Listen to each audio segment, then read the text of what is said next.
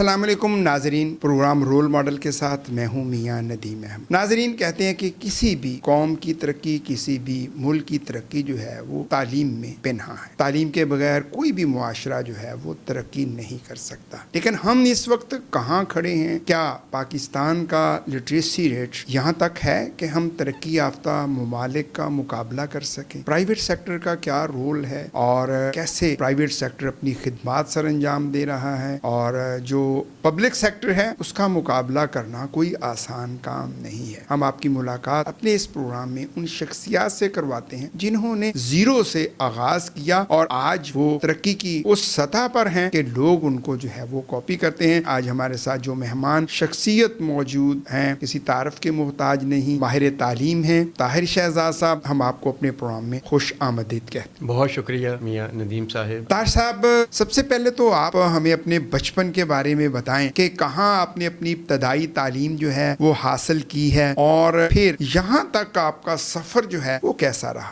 جی میاں صاحب، میں نے اپنی ابتدائی تعلیم جو ہے وہ فورٹ آباد شہر، جو کہ بہاولپور کا ایک چھوٹا سا شہر ہے اور سرحد کے قریب لگتا ہے، وہاں میں نے پرائمری ایجوکیشن جو ہے وہ حاصل کی۔ اس کے بعد گوجرا تحصیل ہے ٹوبا ٹیک سنگھ کی، وہاں پہ ایک ریلوے اسٹیشن ہے جس کا نام آپ نے سنا ہوگا، پکا انا اس کو کہتے ہیں۔ تو پکا انا میں ایک ہائی اسکول تھا جو کہ ہمارے گھر سے تقریباً 5 کلومیٹر کے فاصلے پہ تھا، تو وہاں پہ ہم لوگ جو ہے وہ جایا کرتے تھے، گورنمنٹ ہائی اسکول پکا انا میں۔ اور میں نے میٹرک جو ہے وہ 1978 میں پکا انا ہائی اسکول سے کیا۔ فورٹ آباد سے آپ گوجرا آ گئے، اس وقت جب آپ ہائی اسکول میں آپ نے تعلیم حاصل کی، کس طرح کی سہولیات تھی، کیا مشکلات آتی تھی تعلیم حاصل کرنے کے لیے؟ دیکھیں جی، ہم چونکہ دیہات سے تعلق رکھتے تھے اور دیہاتوں میں جو ہے وہ اسکول جو ہے وہ کافی فاصلے پہ ہوا کرتے تھے، تو ہمارے گاؤں سے یہ اسکول جو ہے یہ تقریباً 5 کلومیٹر کے فاصلے پر تھا۔ اور اس وقت آپ کو پتا ہے کہ ٹرانسپورٹیشن بھی نہیں تھی۔ آج کل تو بہت زیادہ ٹرانسپورٹیشن ہے، تو آپ اگر اپنی ٹرانسپورٹ نہیں ہے تو آپ کرائے کی ٹرانسپورٹ پہ جو ہے وہ آ جا سکتے ہیں۔ تو اس وقت تو زیادہ تر لوگ جو ہیں وہ پیدل اسکولوں میں جایا کرتے تھے۔ تو ہمارا ایک گروپ آف اسٹوڈنٹس جو ہے جو کہ پکانا ہائی اسکول میں داخل ہوا چھٹی میں، تو ہم لوگ جو ہے وہ پیدل جایا کرتے تھے۔ تقریباً آدھا گھنٹہ یا پونا گھنٹہ جو ہے وہ ہمیں لگتا تھا اسکول پہنچنے میں پیدل۔ تو ہم نے تو سفر جو ہے وہ اپنا اس طریقے سے کیا کہ پیدل جایا کرتے تھے اور پیدل ہی اسکول سے جو ہے وہ واپس گاؤں آیا کرتے تھے۔ پھر آپ اسکل ڈیولپمنٹ ٹیکنالوجی کی طرف آپ کیسے آئے؟ جی، میں نے آفٹر میٹریکولیشن جو ہے وہ ایف ایس سی کی گورنمنٹ کالج سمن آباد سے۔ صحیح۔ اور ایف ایس سی کے بعد پھر میرے کزن ہیں، انہوں نے مجھے مشورہ دیا، آپ ٹیکنالوجی کالج میں 3 ایئرس کا جو ڈی اے ڈپلوما ہوتا ہے نا، اس میں ایڈمیشن لیں، کیونکہ اس میں جاب اپرچونٹیز جو ہیں وہ زیادہ ہوتی ہیں۔ صحیح۔ میں نے ڈی اے مکینیکل میں ایڈمیشن جو ہے لیا آفٹر ایف ایس سی، اور اس کے بعد پھر میں نے 4 ایئرس کی بی ایس ٹیکنالوجی جو ہے وہ کی، اور آفٹر دیٹ جو ہے وہ ایم ایس انجینئرنگ مینجمنٹ میں نے جو ہے وہ لاہور سے کیا۔ تو پھر ٹیچنگ میں آپ کیسے آئے؟ جی، آفٹر ڈپلوما جو ہے نا وہ جونیئر انسٹرکٹرز کی پوسٹیں ہوتی ہیں کہ جن میں جو ہے وہ ٹیچنگ کے لیے ان اداروں کے اندر جو ہے نا وہ جونیئر انسٹرکٹرز پہلے بھرتی کیے جاتے ہیں۔ ہماری پہلی اپوائنٹمنٹ ہوئی وہ ایز اے جونیئر انسٹرکٹر ہوئی، اور جب میں نے پھر بی ایس ٹیکنالوجی کر لی تو آفٹر دیٹ جو ہے وہ میں انسٹرکٹر کے عہدے پہ فائز ہو گیا۔ آفٹر دیٹ میں جب ریٹائر ہوا ہوں تو میں as a head of department جو ہے mechanical government college of technology سے ریٹائر ہوا ہوں۔ طاہر صاحب، کوئی ایسا واقعہ دوران تعلیم آپ جب تعلیم حاصل کر رہے تھے جو آج بھی آپ کو یاد ہو کہ اس طریقے سے ہم اتنی مشکل سے جو ہے وہ تعلیم حاصل کرنے جاتے تھے؟ جی، یہ دیکھیں کہ جب میں نے میٹریکولیشن کی ہے تو اس وقت کوئی ہمارے گھر کے حالات اتنے زیادہ اچھے نہیں تھے کہ وہ گھر والے جو ہے میری ایجوکیشن کو سپورٹ کر سکتے، لہٰذا میں نے جو ہے گورنمنٹ کالج سمن آباد میں جب ایف ایس سی میں ایڈمیشن لیا تو میں نے ایک مکان جو ہے وہ کرائے پہ لیا۔ مکان نہیں، آپ بلکہ یہ سمجھیں کہ میں نے ایک دکان کرائے پہ لی جس پہ شٹر لگا ہوتا تھا۔ تو میں شام کو آ کے شٹر اٹھا کے اس میں چارپائی رکھی ہوتی تھی، وہاں آ کے سو جاتے تھے، اور پھر صبح اٹھ کے پھر جو ہے وہ اپنا وہی معمول کے کالج جانا اور کالج آ کے ٹیوشنز پڑھانی، اور یہ سفر جو ہے اس طرح سے چلتا تھا۔ پھر وہاں سے ڈی ٹائپ سے میں کالج تک کا سفر بھی پیدل کیا کرتا تھا۔ اس وقت ہمارے پاس سائیکل بھی نہیں ہوا کرتا تھا، لیکن آہستہ آہستہ پھر جب ہم نے محنت شروع کی، ٹیوشنز پڑھانی شروع کر دی، پھر سائیکل لے لیا، سائیکل سے پھر موٹر سائیکل لے لیا، اور آج الحمدللہ جو ہے وہ گاڑیوں پہ چل پھر رہے ہیں۔ تو یہ اچھا، یہ اس طرح کے واقعات کبھی آپ نے اپنے کالج کے اسٹوڈنٹ کو بتائے ہوں جن کے جو ہمیشہ سوچتے رہتے ہیں کہ راتوں رات ہم امیر ہو جائیں. بالکل آپ کی بات بالکل بجا ہے. میں اکثر و بیشتر یہ بات جو ہے اپنے اسٹوڈنٹس کو بتایا کرتا ہوں کہ بھائی جب میں فیصل آباد میں آیا تھا تو میں نے ایک دکان کرائے پہ لے کے اس میں رہا کرتا تھا اور شٹر اٹھا کے ہم اندر جاتے تھے, شٹر بند کر کے ہم جو ہے کالج آیا کرتے تھے. تو اس وقت ریسورسز نہیں تھے, لہٰذا اپنی بہت سٹرگل کرنی پڑی اپنی سروائیول کے لیے, ایجوکیشن حاصل کرنے کے لیے. پھر شام کو بھی ٹیوشن پڑھانی, رات دیر تک ٹیوشن پڑھانی, پھر صبح کالج جانے سے پہلے بھی ایک آدھ بچے کو پڑھا کے پھر جو ہے وہ جانا. اور یہ اکثر و بیشتر میں اپنے اسٹوڈنٹس کو جو ہے یہ بات جو ہے وہ بتایا کرتا تھا. تو پرائیویٹ سیکٹر میں آپ کیسے ہیں؟ جی یہ میں ڈیورنگ سروس جو ہے نا, جب میں سروس کر رہا تھا, میری سروس کو اس وقت 3 سال کا عرصہ ہوا تھا, تو اس وقت میں چونکہ شام کے ٹائم ٹیوشنز وغیرہ پڑھایا کرتا تھا, تو میرے ایک ہیڈ آف ڈپارٹمنٹ تھے جن کا نام رانا محمد مسعود ہے, وہ اس وقت میرے ہیڈ آف ڈپارٹمنٹ تھے. تو ان کے ساتھ جب میری تھوڑی سی انڈرسٹینڈنگ ہوئی ہم کیوں نہ کوئی اکیڈمی بنا لیں.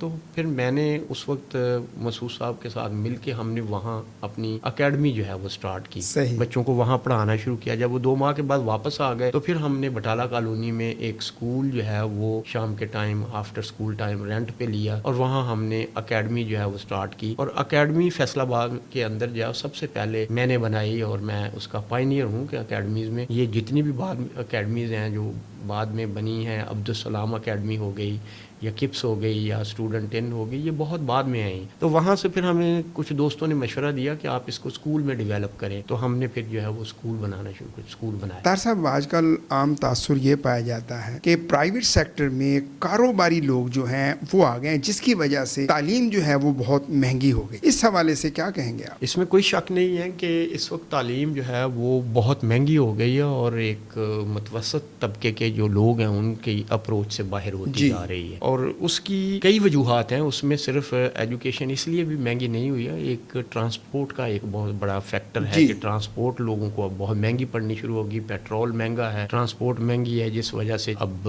سروائیول جو ہے وہ نہیں ہوتی ہے. اس وقت اکیڈمی بنائی, اس وقت چونکہ ایسا دور نہیں تھا, سائیکل کا زمانہ تھا, سائیکلوں پہ لوگ بھی آتے جاتے تھے, پھر موٹر سائیکل پہ. اس وقت پیٹرول بھی کوئی اتنا زیادہ مہنگا نہیں تھا, لہذا ہمارا وہ جو سفر تھا نا وہ چلتا رہا. اور جب میں نے 99 میں جو ہے وہ کالج سے میں نے 4 سال کی چھٹی لی تھی اور چھٹی لے کے پھر میں نے اسکول جو ہے وہ اسٹیبلش کیا. تو اسکول الحمدللہ جو ہے وہ اکیڈمی میں چونکہ ہمارا ایک بڑی اچھی ریپوٹیشن تھی, تو اکیڈمی میں جو بچے مختلف اسکولوں میں پڑھتے تھے انہوں نے جو ہے وہ وہاں پہ موو کیا اور ہماری اسکول جو ہے وہ اپنا شروع ہو گیا. کیا آپ بحیثیت ایجوکیشنسٹ اور آپ ایک ایسوسیشن کو بھی لیڈ کر رہے ہیں, حکومتی پالیسیاں جو ہیں کیا آپ اس سے مطمئن ہیں کہ جو پرائیویٹ سیکٹر کے لیے حکومتی پالیسیاں وقتاً فوقتاً بنتی ہیں؟ میاں صاحب ہم اس سے مطمئن تو نہیں ہیں, چونکہ ہم جو پرائیویٹ سیکٹر ہے اس کو جو ہے وہ اسٹیک ہولڈر کی طرح حکومت جو ہے وہ اپنی پالیسیوں میں نہیں لیتی ہے. صحیح.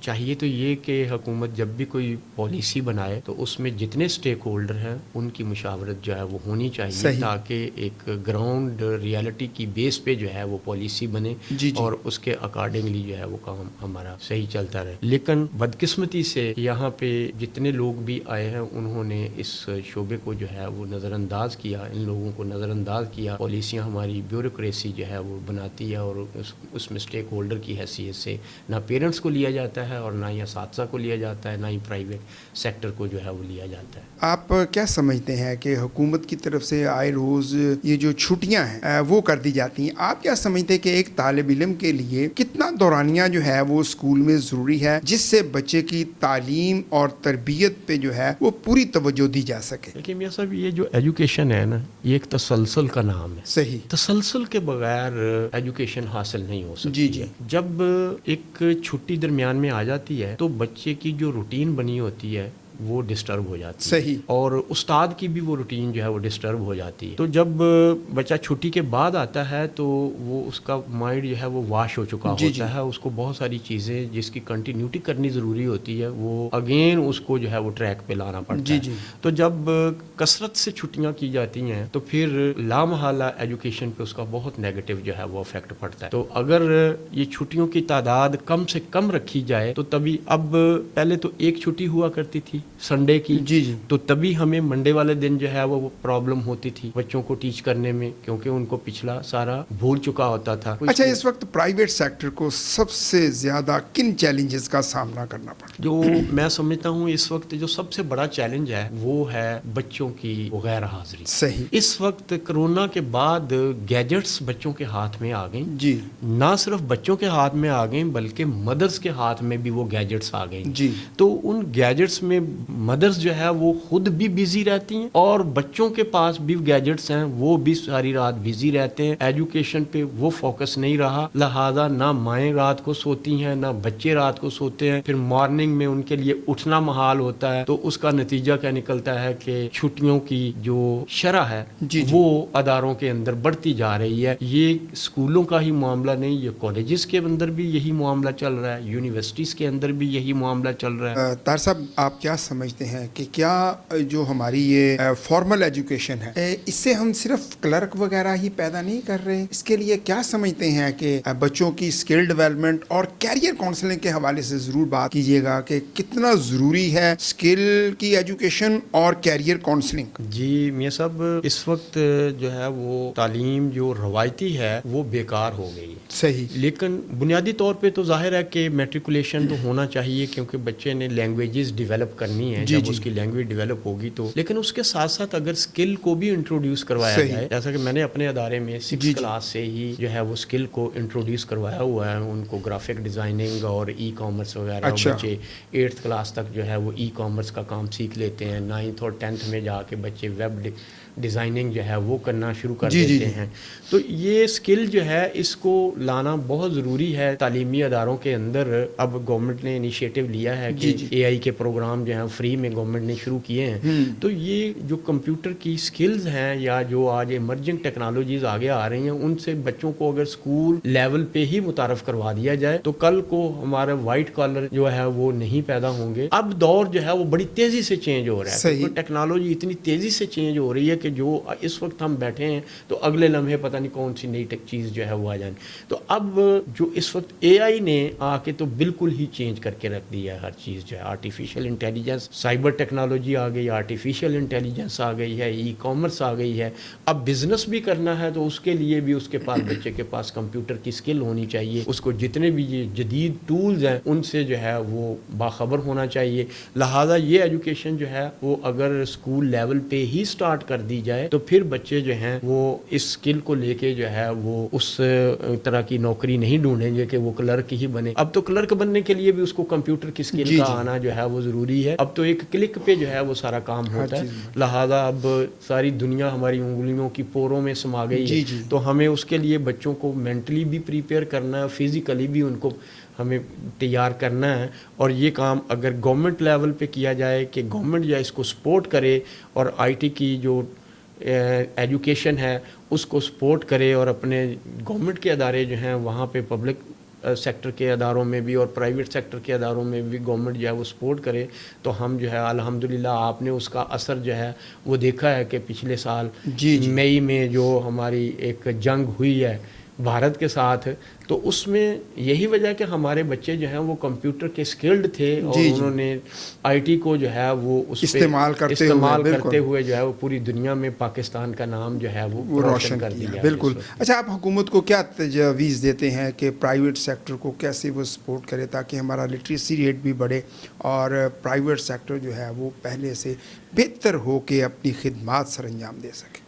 دیکھیں جی، گورنمنٹ جو ہے وہ اکیلی اس ایجوکیشن کے سسٹم کو جو ہے وہ لے کے نہیں چل سکتی کیونکہ آبادی اتنی زیادہ ہے اور ہمارے ملکی ریسورسز بھی اتنے زیادہ نہیں ہیں اور ہمارا بجٹ بھی اس حساب سے نہیں ہے. پرائیویٹ سیکٹر جو ہے انہوں نے ایک گورنمنٹ کا بہت بڑا بوجھ جو ہے وہ اپنے شولڈرز پہ لیا ہوا ہے اور اگر یہ پرائیویٹ سیکٹر نہ ہوتا تو شاید ہم لٹریسی ریٹ میں اس سے بھی زیادہ پیچھے. اگر اب کوالٹی ایجوکیشن کوئی دی جا رہی ہے تو وہ پرائیویٹ سیکٹر میں دی جا رہی ہے. گورنمنٹ اپنی پوری کوشش کرتی رہی ہے. اب گورنمنٹ نے بھی اس ضرورت کو محسوس کیا اور انہوں نے اس کو پرائیویٹائز جو ہے وہ تعلیمی اداروں کو کرنا شروع کر دیا ہے. اس کے پیچھے پرپز یہی ہے کہ ایجوکیشن کی کوالٹی بہتر ہو اور زیادہ سے زیادہ جو ہے وہ ایجوکیشن جو ہے وہ دی جا سکے عوام کو. اگر پرائیویٹ سیکٹر جو ہے اس کی حوصلہ افزائی کی جاتی ہے، حالانکہ یہ ذمہ داری ہر فرد کو ایجوکیٹ کرنا جو ہے وہ گورنمنٹ کی ذمہ داری، تو اگر پرائیویٹ سیکٹر نے ان کا یہ بوجھ جو ہے وہ بانٹا ہوا ہے تو پرائیویٹ سیکٹر کو جو ہے وہ ریلیف بھی ملنا چاہیے. صحیح. اور وہ ریلیف جو ہے کیسے مل سکتا ہے کہ ان کے اوپر ان کو جو ہے وہ ویلفیئر ادارے جو ہے وہ ڈکلیئر کیا جائے. صحیح. پہلے بجلی ہماری جو ہے وہ پرائیویٹ تعلیمی اداروں کی جو ہے وہ کمرشل نہیں تھی، لیکن پچھلے چند سالوں سے اس کو کمرشل کر دیا گیا ہے. سوئی گیس کے بل کمرشل کر دیے گئے ہیں. اس کے علاوہ واسا کے بل ہیں وہ کمرشل کر دیے گئے ہیں. تو اگر گورنمنٹ جو ہے ان یوٹیلٹی بلز کو ہی جو ہے وہ کمرشل کی بجائے جو ہے وہ تھوڑا سا ریلیف دے دے، کم کر دے، تو اس سے پرائیویٹ سیکٹر جو ہے وہ کافی بہتر ہو سکتا ہے. بہت شکریہ طاہر شہزاد صاحب. بالکل آپ نے صحیح کہا کہ اگر حکومت ایجوکیشن سیکٹر کو پروموٹ کرنا چاہتی ہے تو پرائیویٹ سیکٹر کو کم از کم یوٹیلیٹی بلز میں اگر ریلیف مل جائے تو پرائیویٹ سیکٹر جو ہے وہ اور بہتر طریقے سے اپنی خدمات سر انجام دے سکتا ہے. جس طریقے سے حکومت کا ایجوکیشن سیکٹر میں پرائیویٹ سیکٹر نے بوجھ بانٹا ہوا ہے، اور یہی وجہ ہے کہ آج پرائیویٹ سیکٹر کی وجہ سے ہی حکومت اپنے سرکاری ادارے جو ہیں وہ پرائیویٹ کر رہی ہے، کیونکہ پرائیویٹ اداروں کی ایفیشنسی بہت بہتر تھی اور اسی وجہ سے پرائیویٹ سیکٹر نے اپنا نام کمایا. آپ کا بہت شکریہ، آپ ہمارے پروگرام میں تشریف لائے اور بڑی اہم معلومات جو ہیں وہ ہمارے دیکھنے والوں کو جو ہے وہ